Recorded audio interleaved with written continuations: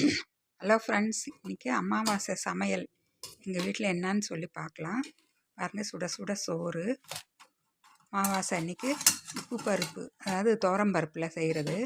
வெறும் துவரம்பருப்பு நல்லா வேக வச்சு அதுலேயே கொஞ்சம் மஞ்சத்தூள், கொஞ்சம் பெருங்காயத்தூள் போட்டு வேக வச்சு கடைஞ்சி வைக்கிறது தாங்க உப்பு பருப்பு. அப்புறம் அந்த மொச்சை அவரையில் கூட்டுன்னா அதில் கத்திரிக்காய், மஞ்சள் பூசணிக்காய் எல்லாம் போட்டு செய்கிறது.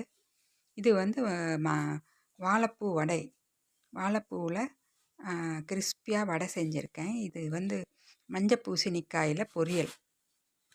அமாவாசையில் இதெல்லாம் செய்கிறது ரொம்ப விசேஷம். இது கீரை, அகத்திக்கீரை செய்கிறது ரொம்ப அமாவாசை படையலுக்கு விசேஷம்னு சொல்லி செஞ்சுருக்கேன்.